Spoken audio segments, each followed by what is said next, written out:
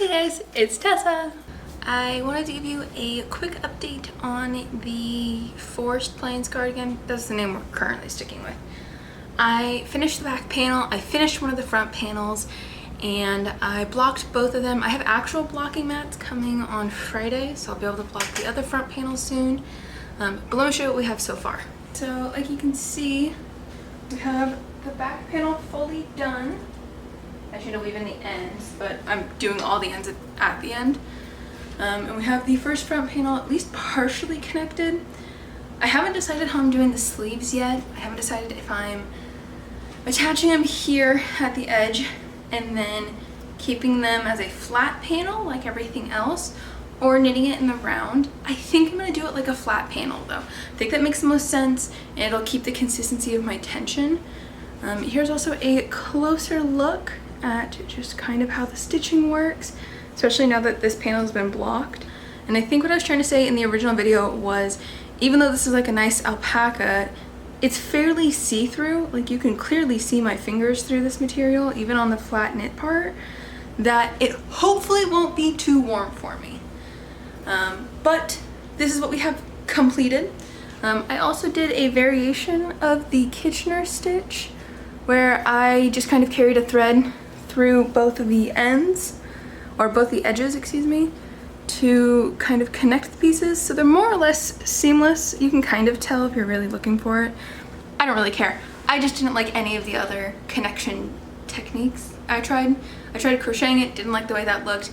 I tried, I don't remember what it's called, but it's where you take your two needles and then you essentially do a series, a row of knitting and then cast off. I didn't like the way that looked. It was like stretching the stitches weird.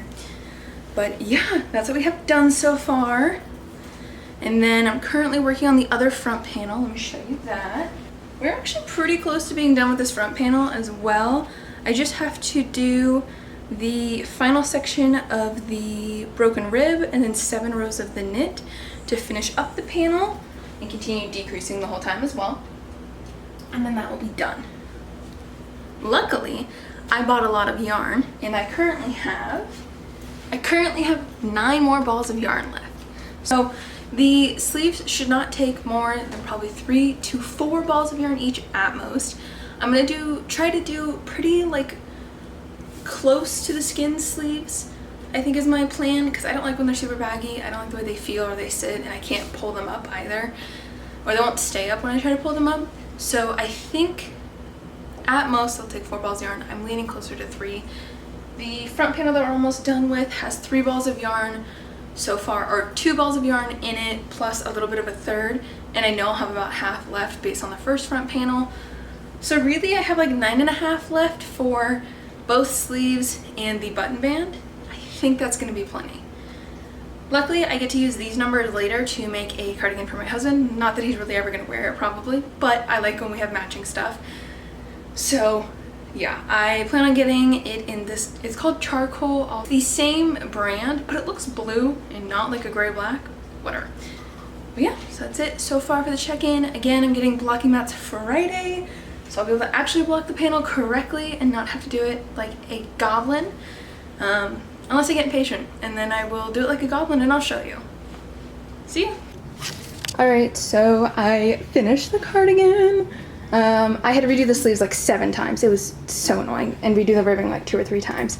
So I'm blocking for the very first time on these mats, and I don't really know how I feel about them just yet, but I guess we'll find out. As you can tell, I finished the cardigan. It's so exciting, oh my gosh. I still have to weave in the ends, but I don't care.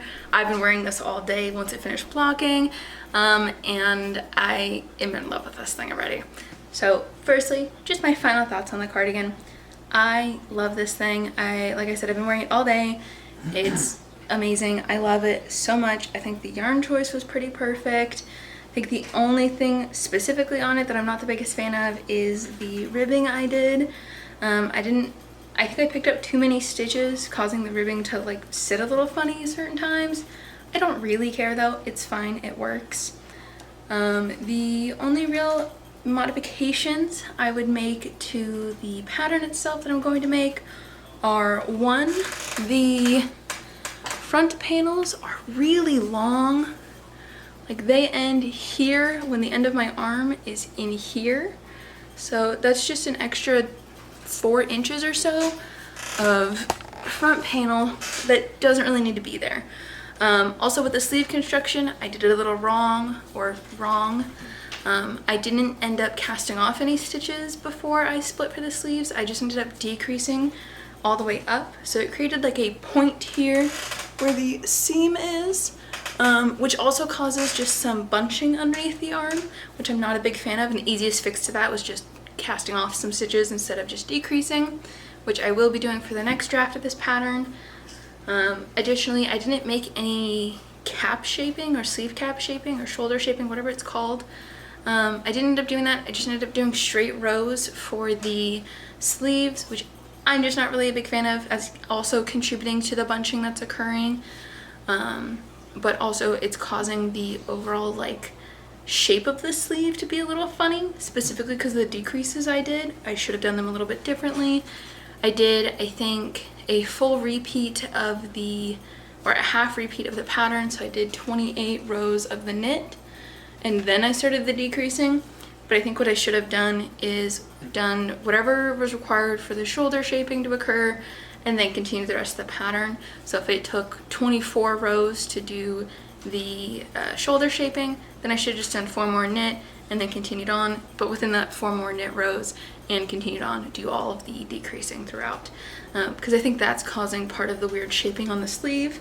Otherwise, it's perfect. I really like the cardigan. I think it looks really nice. The only thing I would really do differently, like if I could, is originally I wanted to do this yarn, so this Lion Brand Collection baby alpaca or something like that. I want to do this yarn with holding it double with a strand of mohair. I thought that would make it really nice and soft and also help with the warmth factor of it, which I don't really need since this is alpaca and it doesn't get cold enough here. But the biggest reason why I didn't end up doing it held with mohair is because none of the stores near me or yarn stores near me sell mohair. I've never worked with it previously, so I want to know what it physically feels like before I purchase it, if that makes sense.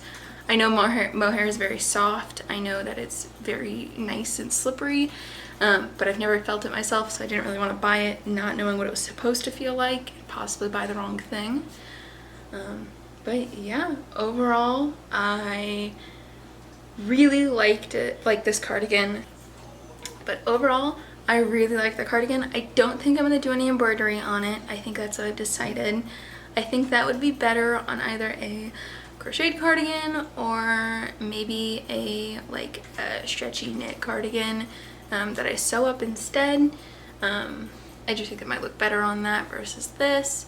I didn't end up testing it on anything because I wasn't really liking any of the embroidery I was doing myself either, so that could have been part of it.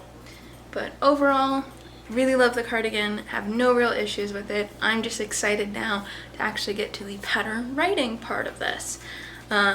I am going to make one of these for my husband. The only difference we're going to do is not use this yarn. I had him try on the cardigan because he tends to be more sensitive to different fibers or textures, and it's too scratchy for him. It's not really scratchy to me practically at all, but it's too scratchy for him, and that's completely fine. So I'm thinking of doing either a really thin like cotton held with something else that's soft, or maybe using Caron Cloud Cakes, because I think that'll get me into the similar gauge that I need to be, or something like that that's maybe more maybe something that's more likely to be found by many people. And I know the cloud cakes are a big thing, and they're thin, and so I know that they might be able to match my gauge better.